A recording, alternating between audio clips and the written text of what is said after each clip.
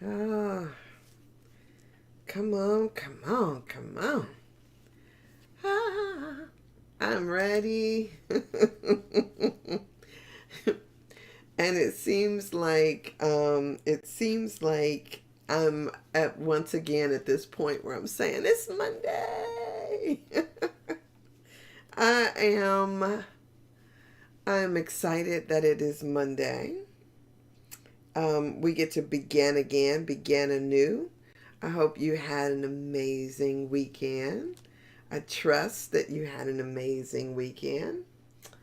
Um, Mine was good. It was regular but good, and insights and awarenesses and good stuff. I actually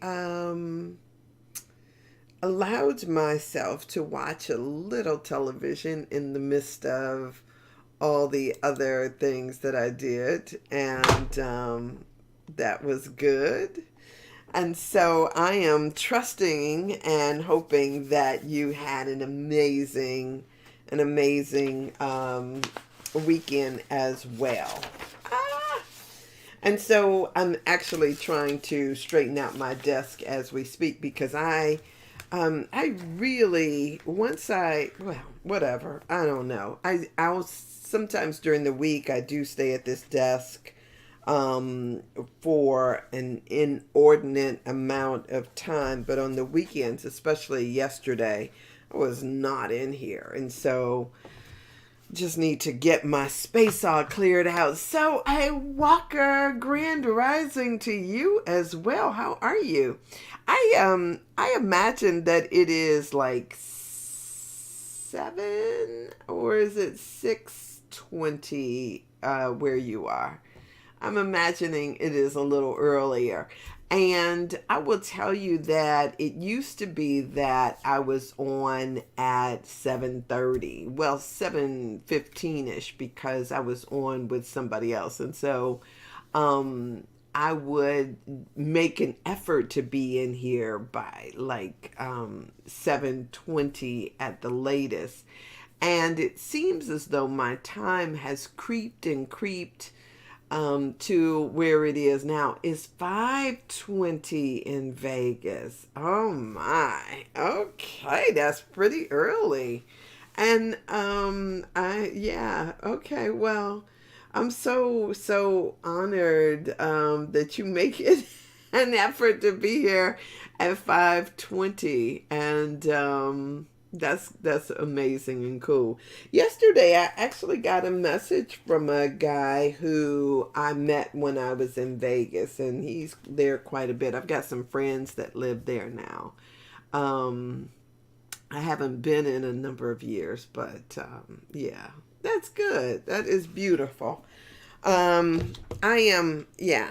And I found Vegas once I did not look at it for the strip or the gambling. I think that the food is amazing in Vegas, and I had some amazing fun there. So, cool, cool, cool, cool. So yeah, so I had a interesting weekend in that it was just I've been working on, I think that I mentioned I've been working on this meditation by Joe Dispenza, and it is all about the frequency and us really tapping into where we are on a mental basis. One of the things that he talks about is changing around our magnetic field that is around us and to draw to us what it is that we desire. And so while I've worked on that, I've also worked on a lot of ancestry work in trying to clear out some of my energy field. Years ago, I remember talking to a therapist talking about, just trying to understand the things that were still going on with me. And one of the things that we discovered a couple of years ago, I want to say at least a year ago, when we did the book, It Didn't Start With You, I discovered that there was a lot of residual information that lives in my body that I needed to not only investigate, like pull it up so I can access it and see what's there, but then how to release that out of my system. So when you think about just because you discover something doesn't necessarily mean that that discovery in and of itself is enough to move you forward. And so as a kid, I can remember asking my mother very vividly. I mean, and I was a little kid. I don't know if I was, I was younger than about 7, but I'm not exactly sure how young I was because I do believe I was in school. And I remember asking my mother how much I was worth. How much I was worth. And I remember my mother being surprised by my question, but her answer was that I was priceless. She told me, she was like, there is not any amount of money that I would take. And she was like, you're just priceless.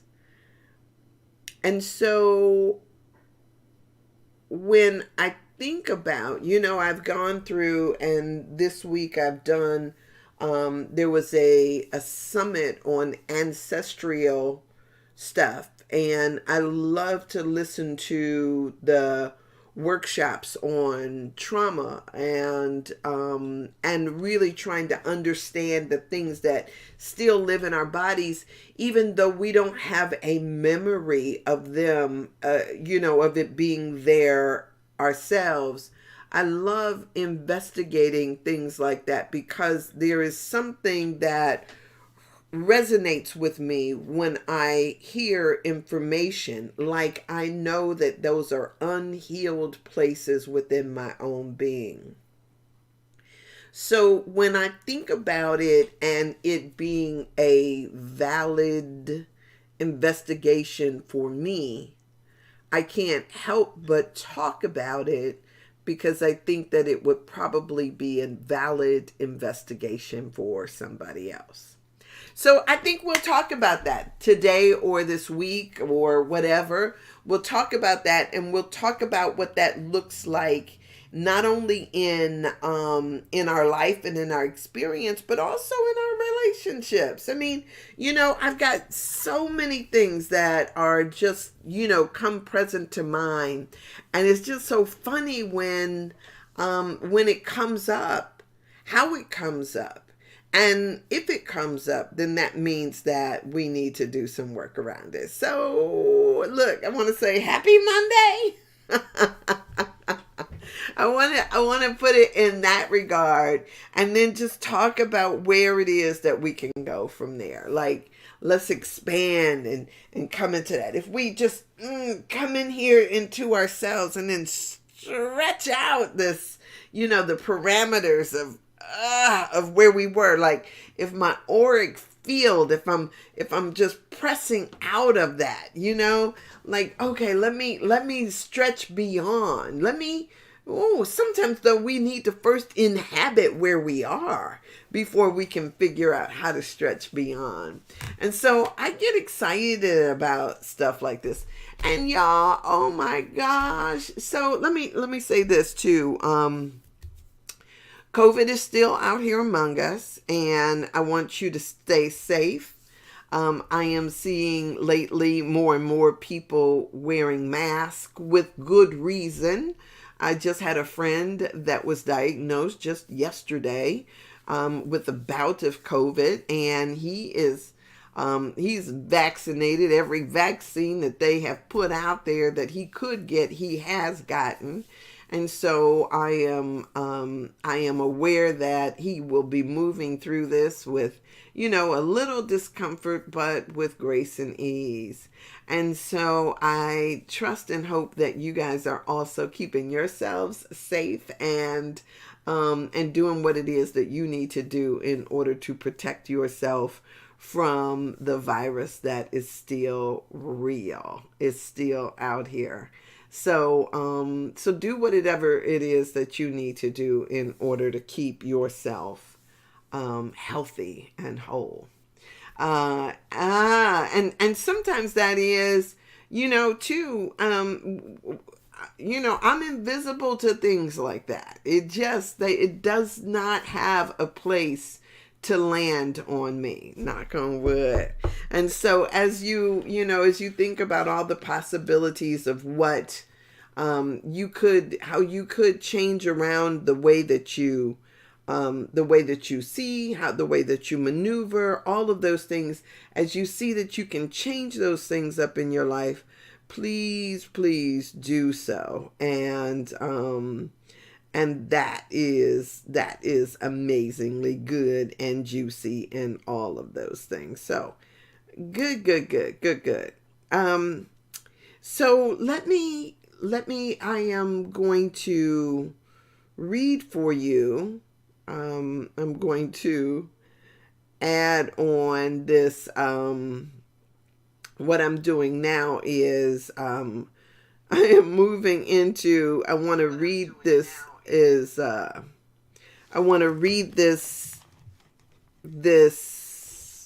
what do you call it? The daily guides for you. And the daily guides, as you know, are taken from the Science of Mind magazine. And in the Science of Mind magazine, it is, this month is written by our one and only Raymond Anderson, Minister Reverend Raymond Anderson. And I want to share with you what he wrote for today.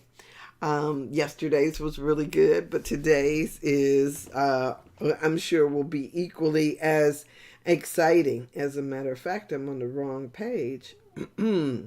So here we go. So for today, this is a Monday, as you know. It's called The Right Reward. The Right Reward.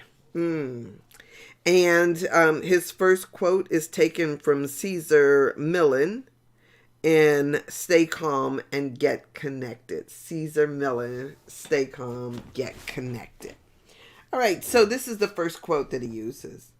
With the right reward, anyone can teach a dog how to come, sit, or stay. It takes a little bit more to teach a dog how to behave, but it's well worth the effort. Stay calm and get connected. Now, that's so interesting. I have 2 little dogs, and with the right reward, anyone can teach a dog how to come, sit, or stay. Okay, I gotta try that, because my dog, this new little one, I have some issues. And I think it's in part, I was telling somebody that he doesn't listen to me. And they made the comment that because I have the other dog that I have, then he should learn from the other dog, how to behave. And what's really interesting is, and I don't know if you guys know this, but the first dog that he should be emulating is totally deaf. And so because the dog is totally deaf, she doesn't listen to me, which is what I think he's emulating. That if that one doesn't listen to you, why should I? Go figure. And so I have my own challenges with the pair of them, because she is actually deaf. And so when I came in here this morning, he stood there at the door looking at me like to say, she's not coming. And so I can't come in here and get on my bed because the other one is not on her bed. And to which I said, you've got to go in there and wake her up, right? You've got to wake her up. And unless he actually goes over and, puts a paw on her, she doesn't necessarily move. So I constantly go and show him, like, do it this way, do it this way. So it's just interesting how that works. So with the right reward, there are always interesting things that go along with these things. So here we go. So from Ernest Holmes, Living the Science of Mind, this is the quote: religion, if it means anything, means right living and right thinking. Wait upon no future,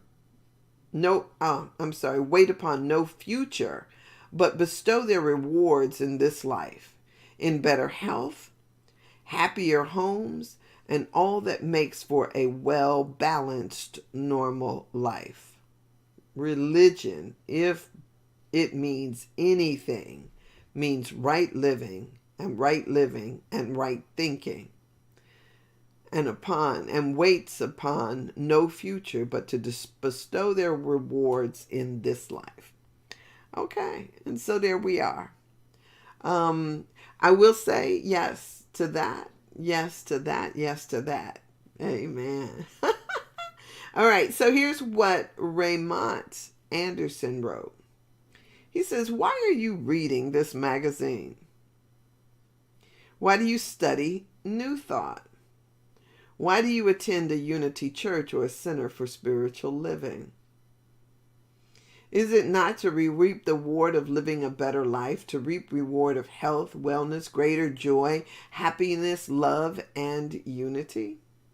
What if we are only scratching the surface of what we could experience, like an archaeologist brushing the sand away from an artifact to show itself fully?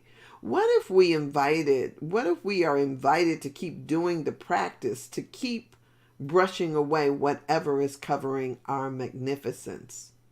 Guilt, shame, low self-esteem, and low self-worth, addiction, and trauma are but a few of the things that cover up and hide the gloriousness of our beings. It can be tedious to brush away the sand, to chop wood, and carry water day in and day out, and yet the practice is no different from brushing our teeth daily, eating a meal daily, drinking water daily. Is it not worth the effort? Are you not curious to see how sparkly you truly are once the metaphysical dust is removed? Are you not worth it? Are you willing to see your life as Michelangelo saw his sculpture? He revealed his vision when he said, the sculpture is already complete within the marble block. Before I start my work, it is already there. I just have to chisel away the superfluous material. Reward yourself by actively renewing your subscription to the 24/7 live streaming service of Spirit and see how the divine shows up as you. The affirmation: today I reward myself with a better life, love, health, and well-being. I practice self-care and reap the rewards of living consciously. There we go. Thank you, Reverend Raymond, for that. Interesting. So yeah, the story that Michelangelo was talking about David when, and as a matter of fact, in her book, what is the name of this book? A Return to Love. That was one of the stories that Marianne Williamson wrote in here about Michelangelo. And I thought it was really one of those apropos things when I first read it, and it is one of those things that just kind of resonates when you read it, that the perfected always is in the thing itself, even before we chisel away the things that are unlike it. So I just think that that is such a beautiful way of putting that. So I'm giving thanks to Reverend Raymond for that.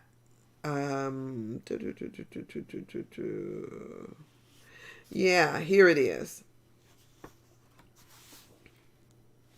So I'm going to share this real quick. It comes from the section or the chapter in A Return to Love, chapter 3, but the first section, A Perfect You. And it says, nothing you do or think or wish or make is necessary to establish your worth. And so Marianne Williamson writes, you are a child of God.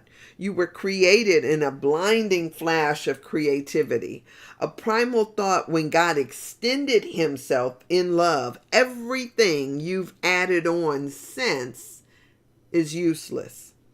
She says, when Michelangelo was asked how he created a piece of sculpture, he answered that the statue already existed within the marble.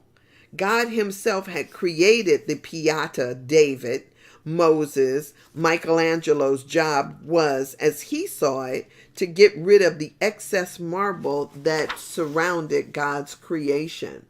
So it is with you. The perfect you isn't something you need to create because God already created it. The perfect you is the love within you. Your job is to allow the Holy Spirit to remove the fearful thinking that surrounds your perfect self, just as excess marble surrounded Michelangelo's perfect statue. To remember that you are a part of God, that you are loved and lovable, is not arrogant, it is humble. To think that you are anything else is arrogant because it implies that you're something other than a creation of God. Love is changeless, she says, and therefore so are you. Nothing that you have ever done or will ever do can mar your perfection in the eyes of God. You are deserving of his highs because of what you are, not because of what you do. What you do or don't do is not what determines your essential value. Your growth, perhaps, but not your value. That's why God is totally approving and accepting of you, exactly as you are. What's there not to like? You were not created in sin. You were created in love. That was right on time with what I had already said that I was talking about today. Isn't it beautiful how Spirit just does this? It's like it unfolds in this amazing ways that says, you know what? Sandra just said that she was going to talk about worth or value, and then I get this, and this is the amazing way that Spirit always works, right? You make I make a intention, I set an intention to talk about this thing of worth or value, and then I read Raymond's, which reminds me of Michelangelo and Marianne Williamson, and then I open up to this right here. And remember, I was telling you guys that the way that Spirit works with me, it shows me like a page. So all I need to do is open up this book and flip through to the page, and I can remember the highlights on the page. The way that I highlight the page, and so I'm able to just open this particular book anyway. And there's several other books that I have that I have so overly highlighted in that I can remember, oh, it's pink and green and yellow, or it's orange and light blue, or it's this color and that color. And sometimes I write in the margins. As a matter of fact, I think I will write in the margin here. But it is so great the way that works. And so in here it says, to remember that you are a part of God, that you are loved and lovable, is not arrogant. It's humble. To think that you are anything else is arrogant, because it implies that you're something other than a creation of God. We have this idea, some of us will give lip service to this idea that we were created in the image and likeness of God, right? We'll give lip service to it, but that's not really what people believe, because what we try to do is we'll say, what was created wasn't quite good enough. And so we want to go back and change that. We want to keep tweaking it and thinking, because what we're saying, or how we operate, what we're doing is saying that it's not quite good enough. We need to keep adding on, and we need to keep doing something different. And so our actions don't show that we believe it. Our actions show that it's lip service. And so that's why she goes on to say, what you do or don't do is not what determines your essential value. Your growth, perhaps, but not your value. And so as we remember that, as we start thinking about that and moving in that kind of thing, it'll basically change the way we show up in situations. You don't have to convince yourself, I'm enough, right? You don't have to convince yourself of your worth. You don't have to sit there and think, oh, well, because this is what so many do. We're trying to prove our worth or value. And many times you see that by people trying to run down where they live or where they work or what their title is or this, that, and the other, trying to prove value that is inherent in you, even before you add on anything else. And so that's why I'm telling you that story about my little girl self asking the question about my value or my worth. It's because there is some part of me that is still struggling around with an idea that was probably in my DNA, in my cellular tissue, because it's something that is, came through my ancestral line. So it's really interesting to me, this thing. I will tell you guys that I wrestle with ideas. I don't just summarily say, oh, that cannot be. It's that I want to sit in this energy of the idea so I can see where it goes. If you think about going down a rabbit hole, I do. I think about the rabbit hole of thought. We go down these rabbit holes, and a lot of times people might look into that hole and think like, let me pull back because it's too confusing or something like that. To me, this is my estimation, to me, things make sense. I mean, things are not such that I need to turn and walk away from that or say, oh, I can't contemplate it because it seems to contradict something that you have heard before. So if, say, for instance, you've heard before this thing about, when people are dead and gone, they're dead and gone, and they don't have any energy or any reverence here. If you've heard that, then what I say to you might cause a blip or a glitch in your matrix, right? You might be like, What does she say? What is she talking about? But if, say, for instance, as a kid, you knew that you were struggling with ideas and ideas upon that you should have no clue about, right? There are certain things, concepts that come in your mind that you and you're sitting there thinking, like, where did that come from? And so, how else do you explain it? I mean, I used to have vivid dreams of things that seem to have happened, but when you wake up, you're thinking, when could that have happened? Where could I have been? What could that be about?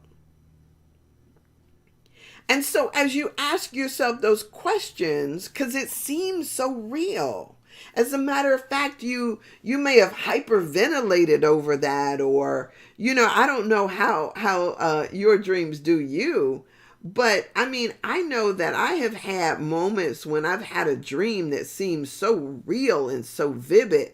I'm sitting there thinking to myself, like, dang, why do I have these details? Why do I know this? Why does it seem like, and I had no other recourse other than to think that maybe I could say, maybe I'm having a psychic vision by somebody that's nearby, or maybe this is in my something that's happened in my family line. Maybe it was something that happened to me, in fact.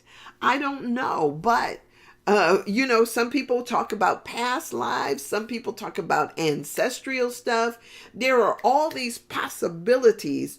And there is this other thing where people talk about parallel universes. There are all these possibilities of what could be the case. And so sometimes it's just sitting in that energy, sitting with the idea so we can see what it is that it's saying to us. And then to ask, how is it informing my present moment? There are some people who struggle with this belief of their own deservedness, this belief in their worth, this disbelief in their voice, this disbelief in their having a right to stand forth and exist. We've got so many things that people struggle with, and yours might not be around the legacy of enslavement. Yours might be around a different legacy. Some folks who have experienced famine. Some people experienced war. Some people experience, the extermination of their culture, of their beliefs, whether we're talking about the Holocaust or the genocide in Rwanda. I mean, there have been things that have happened throughout time all over the place. And if we never consider that the anxiety or the fears that we're experiencing this moment might not come from this lifetime, but rather come from a different one, we figure out and we try to tap into, well, what do I need to do? Because trust me, life today gives you enough to deal with without having to deal with somebody else's stuff, without me having to drag along the issues that my grandmothers have gone through, without me trying to drag along the things that my aunties went through, without me trying to drag along the things that my grandfather or my uncles have gone through. I got enough, right? We got enough. And so it becomes this thing of because what I do know is what I don't heal in this lifetime will then be left for somebody else to deal with in theirs. It is the desire of God, of the Holy Spirit, that we heal these things here and now, not continuously carry them forth, but let me bring resolution, because then resolution then causes me to grow. And I desire to have growth. And so when you call forth that growth, then what does that look like? And sometimes it doesn't always look like the pretty stuff that we think it should look like, right? Sometimes growth means that we realize our own resilience, right? Sometimes growth means that we realize our own worth. Sometimes growth means that we become more secure in who we are, how we think, how we see the world. Sometimes growth means that we are able to add on and feel as if we deserve it. So many people talk about this imposter syndrome.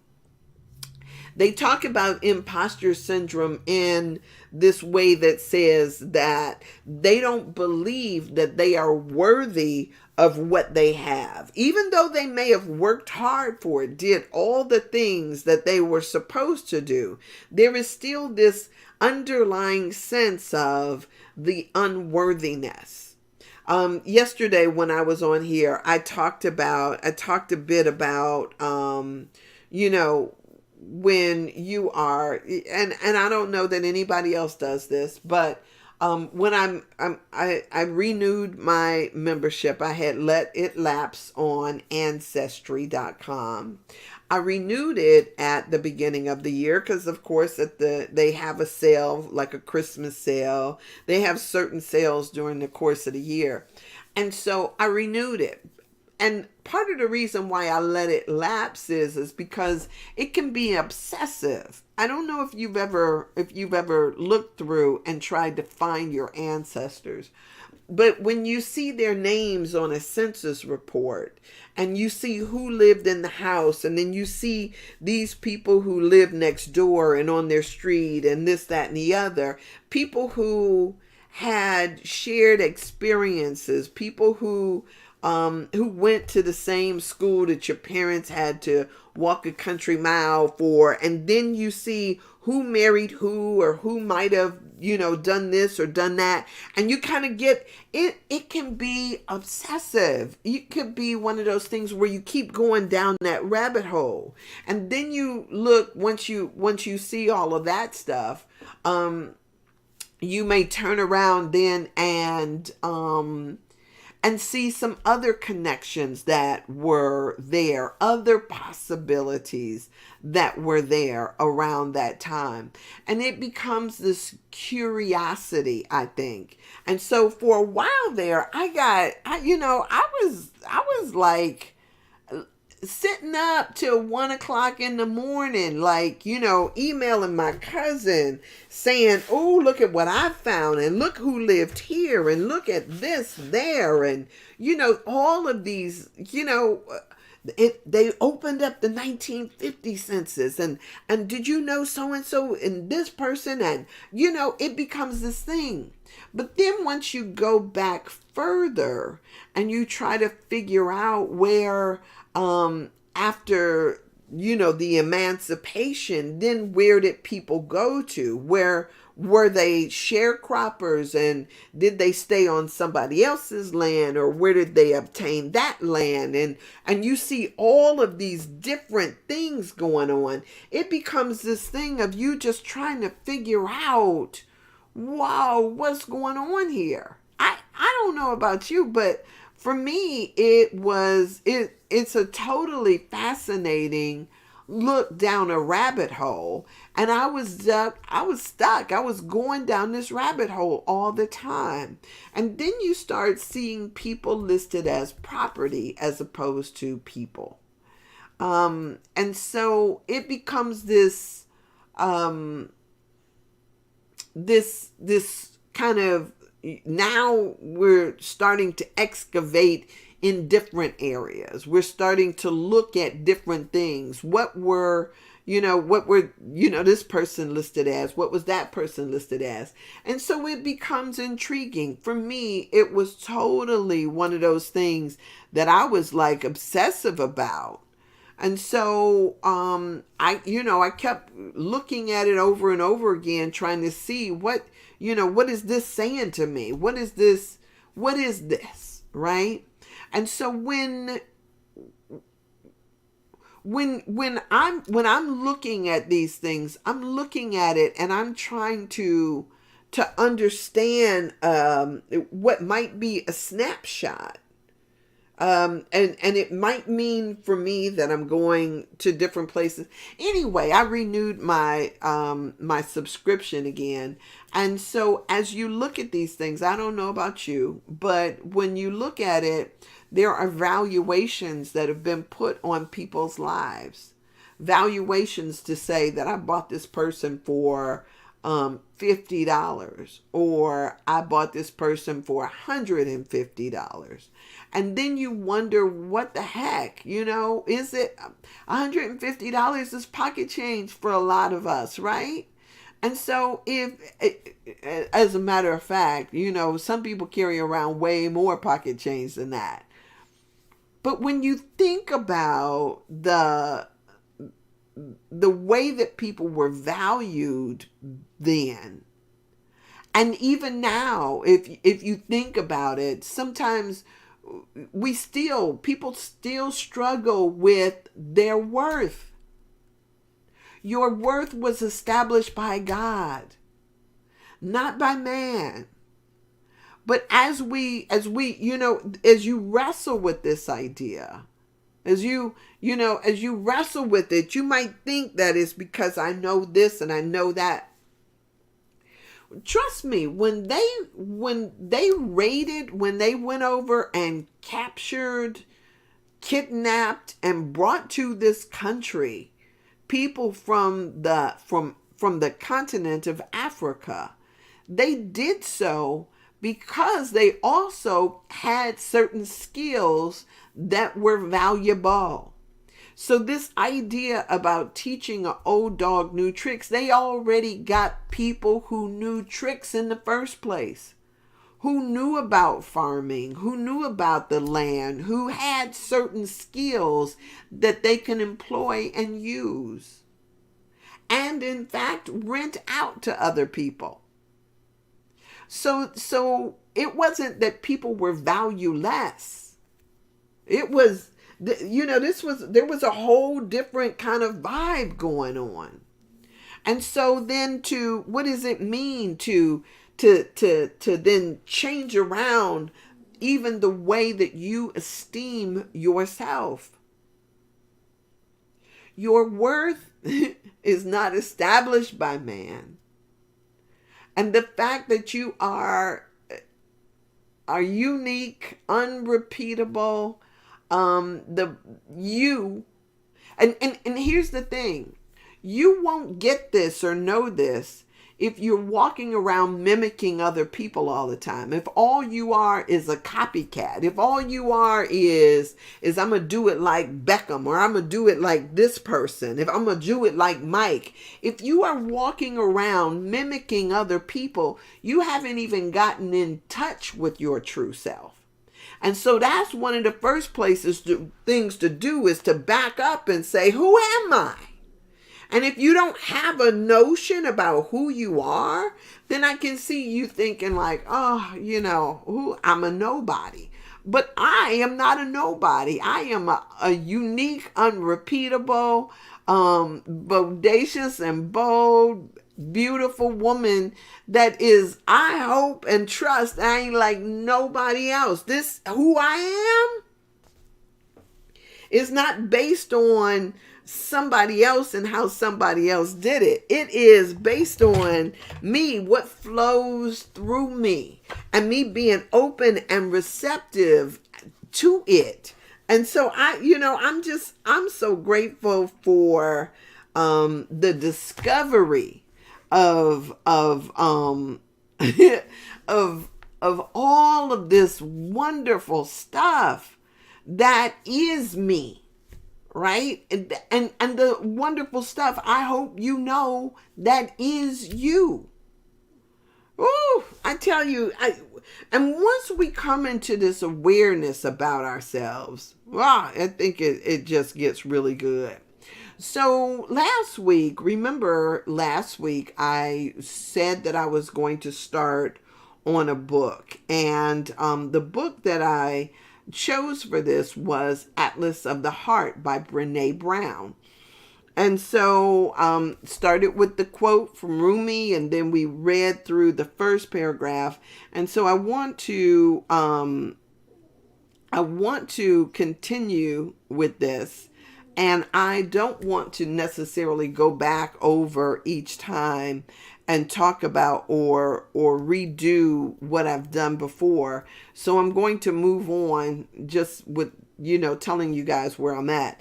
And so just start on this next paragraph, because otherwise I keep going back in order to come forward, and that could be exhausting, right? So here's the next part in here that she says. She says, first, no one in my family is going to admit that they might at some point get sick or die. She says, my people die with a look of defiance on their face and shit in every drawer. This leaves me and my sisters packing and crying and cursing and using every single tool we've learned in therapy to resist turning on one another when we're exhausted. That's actually the only time we laugh, when one of us says, I wish I could take my rage out on y'all, and the other two, without even looking up, say, yeah, the same, right? This is funny because she says, because of what she says, I know that feeling. This feeling like we get caught in our unawareness, right? We get caught thinking that this is forever.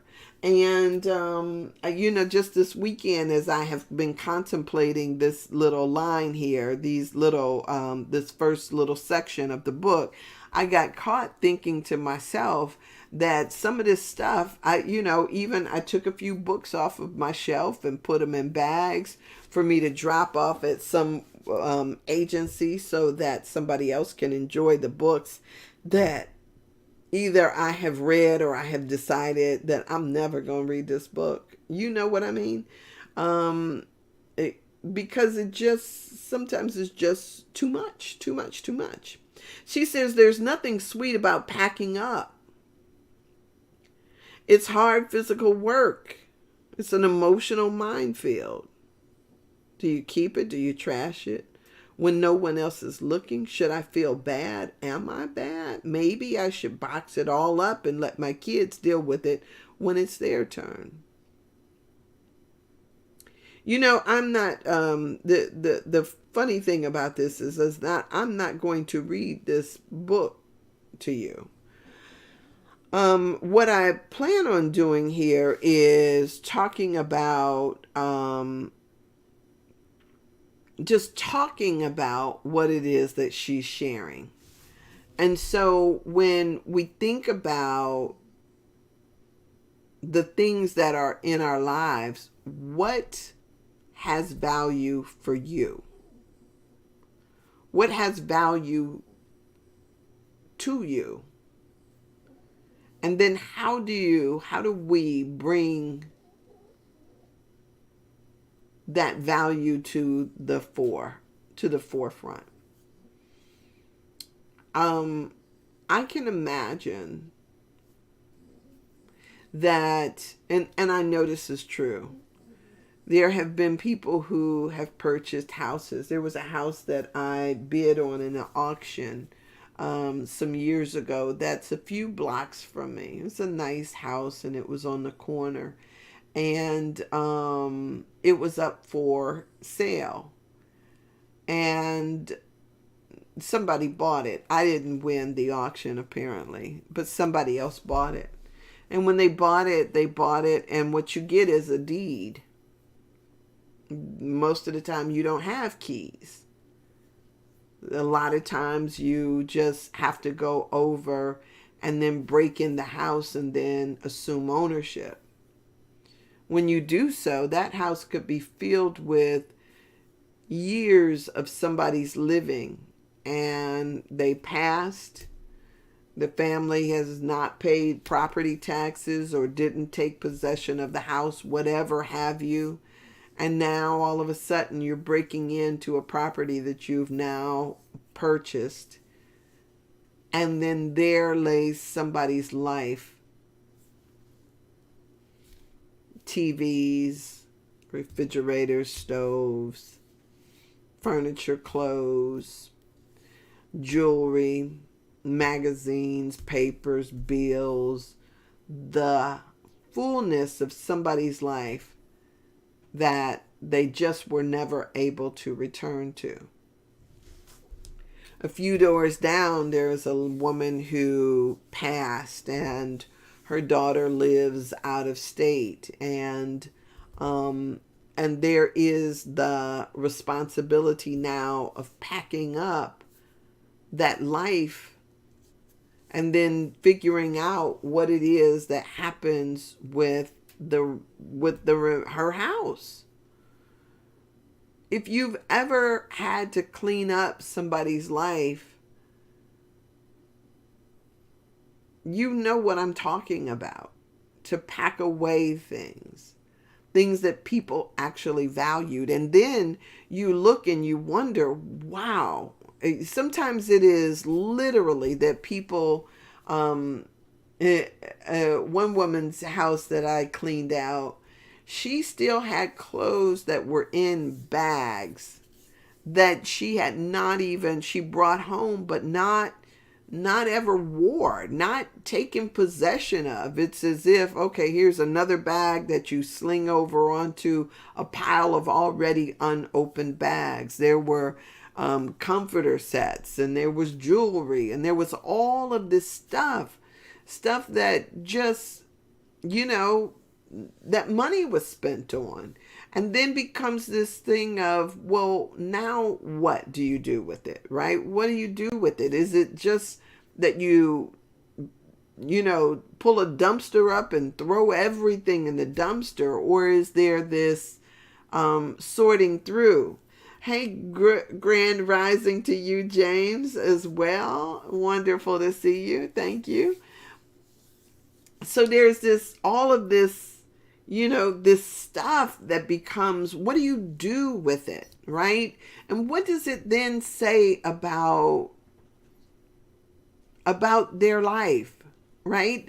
I mean, these are questions that for me, I ask myself because, here I sit. I could see somebody coming into my house and saying, wow, why do you have so many ink pens? Matter of fact, let me throw this in I was just sitting up here thinking to myself, this pen doesn't even work and it's still sitting on my desk. Why do you have so many ink pens, right? What could possibly prompt somebody to have, 300 ink pens in their house? What? Right? When you think about the papers, from high school, what prompts you to keep things like that? What value does it bring? I can imagine somebody coming in here and just like, what is all this?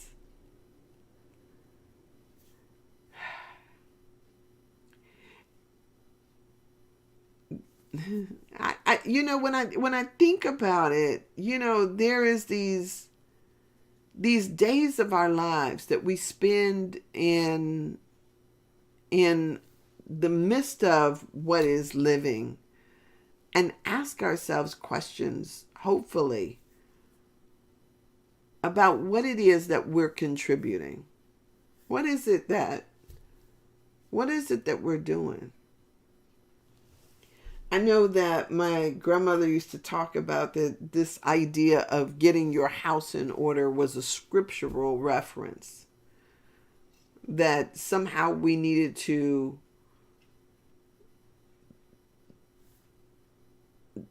do what it is that while we are alive, so that we're not doing just this. I mean, as Brene Brown talks about this idea of packing up somebody else's house, it's really an interesting concept to contemplate, if you ask me, right? And so with whatever it is, this idea that, trying to figure out what it is that has value. And if it has value to you and you want it to be valuable to somebody else, then gift it now, right? Or even figure out a way that it transcends your lifetime and doesn't just become another piece of trash. Because what'll happen is that I can just see it now, that somebody will have a whole big old garbage can and they just toss in, whether it's my books or my papers or my writings. I could just see it now. So when we talk about this idea of value and worth, if you know that you have value, or if it has worth, or if you want to actually pass it on, then pass it on. Pass it on now, not after, not with the expectation. Do your living now. I mean, for me, that is that is one of the things that I want to do. I want to do my living now. And so, who knows, this may, all of my stuff may get lost in Facebook jail, or may, end up being, unrecognizable or unsearchable on YouTube at someday. But then again, maybe one day somebody will find all of this stuff and say, wow, this woman was talking every single day. Right? It's kind of like the artist who never sold a piece of art in their lifetime, but then somebody comes in later and sees the value and worth on that. There was actually an artist here in Cleveland, Ohio, that happened to. He had a house, and he was always creating and doing all this stuff in his home. He had all of this artwork, and then once he died, and they go in and as they're starting to gather up the things of his life, they start saying, wow, look at this. And so what they did was they turned his home into a museum to actually honor what it was that he did. But in his lifetime, he didn't sell anything. And so when you think about, well, maybe saying he didn't sell anything is probably a stretch. Maybe, he sold a couple of pieces, but not for the significant money that he made after his death, or that his family was making after his death.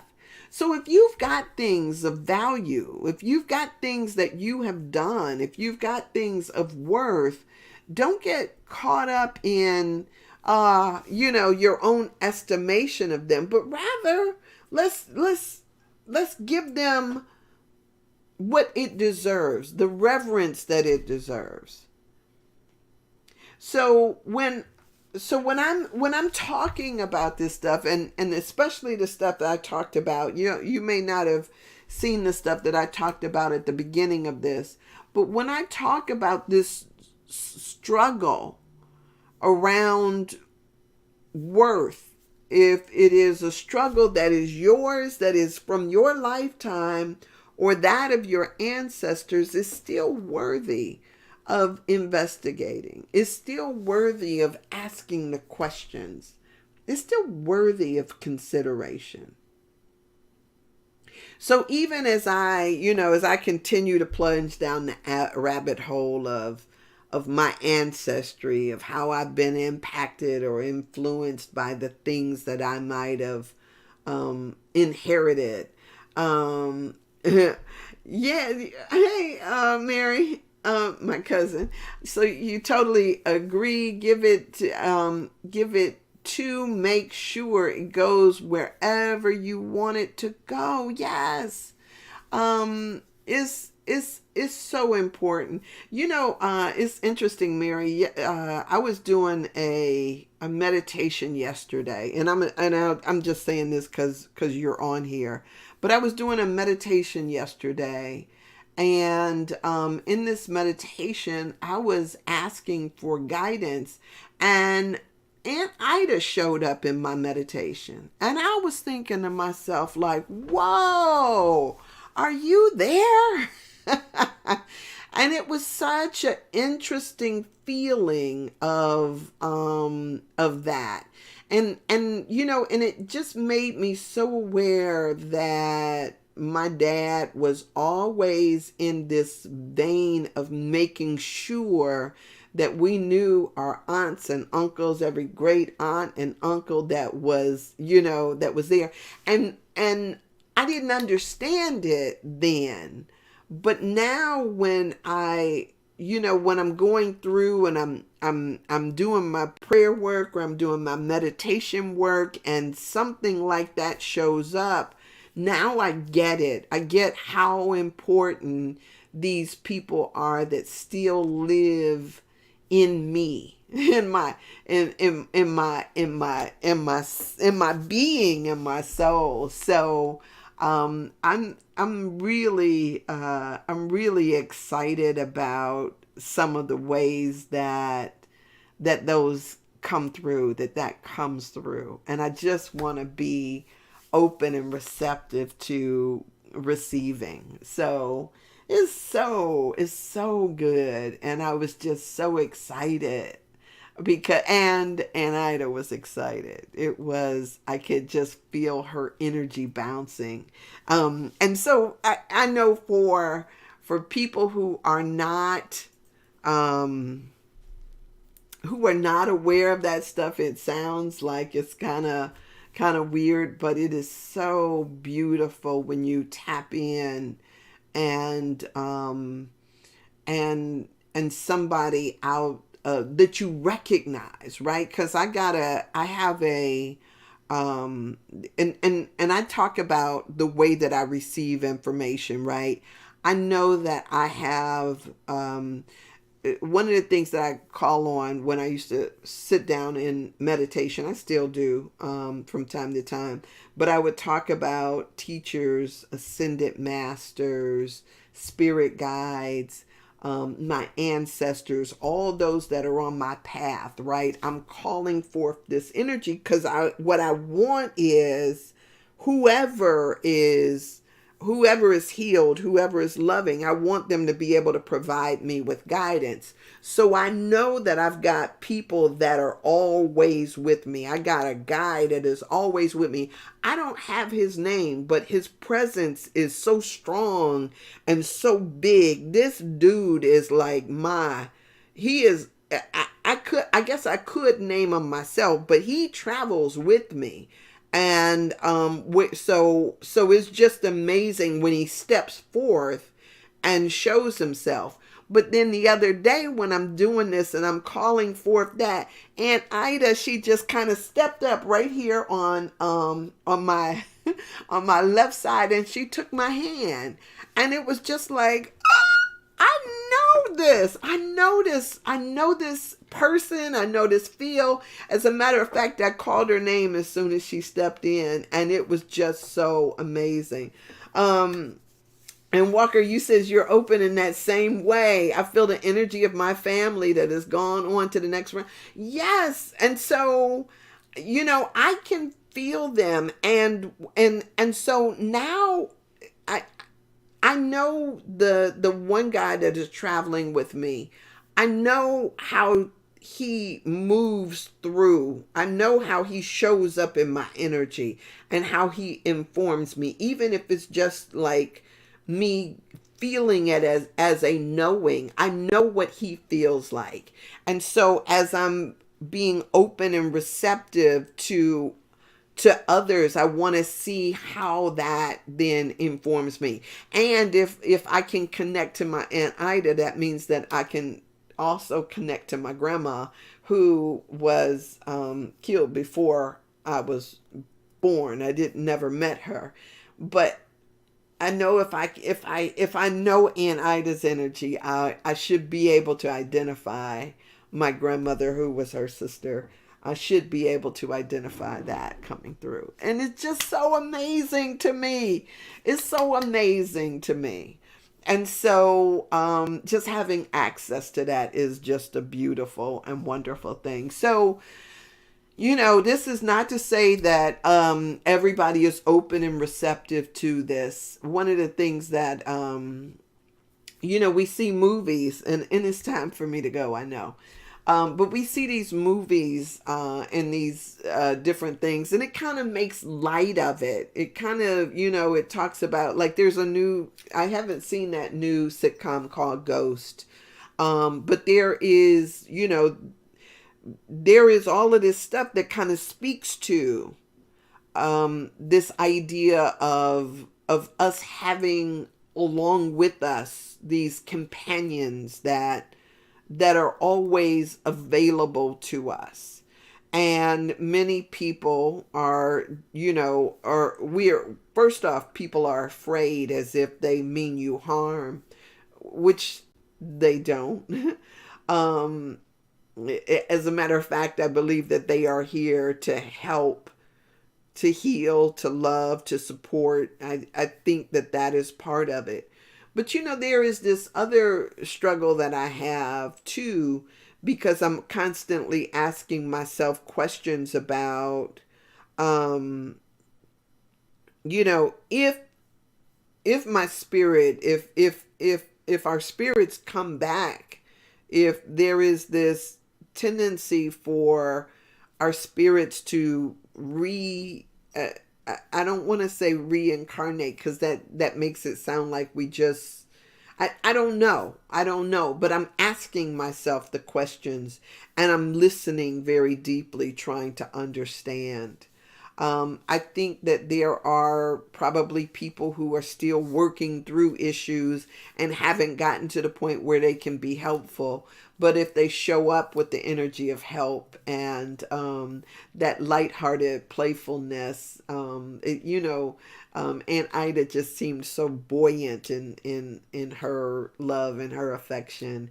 And so I'm just being open and receptive to that. Y'all may think that I have, taken a detour someplace, but it's all good. And we will, I'll continue to see how but it helps me. It helps me to be able to do what I do when I'm able to listen, and to feel and receive. So, yeah, I'm grateful for those of you who are on my path. So yes, yes, yes. While you have the ability to make choices and to get your stuff together, make the choices and get your stuff together. Walker says, I've come to realize that the creative force that drives my cooking comes from mother and her mother. Yeah, you know what? Walker, my grandmother was a cook too, right? And that's one of the things that I enjoy doing, but I don't do it, and you do it professionally, so that's beautiful. Um, I, I I will tell you though, as I teach others to cook, um, I talk to people about food as if it is alive, right? You never got to meet your maternal grandmother. Yeah, that is that's interesting. And I didn't meet my paternal grandmother, but I talk to people about food as if it is alive, because I think that it is, and that I think that things offer themselves to us for our consumption. And this woman used the word plant plant cesters. She called them our plant cesters, which I thought was really a different way of looking. But all of this stuff becomes a part of us. And could you imagine if you were eating off the same land over and over again? And so would it be a Lancester? I just I just wonder about that. If we were eating out of the same soil and eating plants generation after generation, and those nourishing us, how that then affects us, and the relationship that we would have to the land that was feeding us. And yeah, James, and and to ask them for guidance, right? Ask for guidance when you can. Um, and there's no time on the other side. So it's not like, yeah, you can have expectations of the different ways that it might come to you. But the amazing thing that I've found is that I can hear a song on the radio that will, that you like sitting up there thinking like, dang, just like I opened up the book and it was just a question that I was just dealing with. And it just came from showing me a page. Okay, I get this book, I pull it off the shelf, and it's an answer. So just being able to tap into that energy of like, okay, let me ask the question, and then be open and receptive to all the ways that the answer might show up. So she was an amazing chef. That, and so to find and be able to walk in that is beautiful. I heard, yeah. So my grandmother, she used to. We didn't call women chefs, as you know, Walker. We called women cooks. Men had the name of chefs. And so if it was a woman, we just called them cooks. So maybe I should give her the honor of calling her a chef as well. But yes, my grandmother taught me about food and cooking, and she taught me to experience it as if it were alive, because truly it is. I mean, if you've ever seen, I work with yeast a lot of times, baking and stuff like that, and it has a certain feel. As a matter of fact, I tell people all the time, food will speak to you when it's ready, right? You'll hear a whistle when it's cooked or when it's done, or so yeah, it'll rise to the top, or it'll but you can smell, you can hear, all of your senses are involved in this creation. It's like creating alchemy, when you're doing it right. So it's a beautiful thing. It's a beautiful thing. So thank you for sharing that. I appreciate that, and those memories, and to honor that. Yeah, to honor that. So thank you, Walker. Thank you, James. Thank you, Mary. Thank you, everybody, for this. Because sometimes I feel like I'm way out in left field all by myself, but I know that I'm not. So thank you for being here today. All right, I'm gonna get off of here. I still got other stuff that I want to talk about, but that's for another day. I've got to make some runs today, so I'm going to make that happen. Have an amazing day. And if you haven't tapped into an ancestor today, yeah, ask the question and then be open and receptive to all the possibilities, even the nuanced ways that it might show up. Yes, thank you, Walker. I appreciate y'all. All right, have an amazing day, and I will do the same to get my running around done so I can get back here and do my radio show. So blessings to you, and I'll see you tomorrow.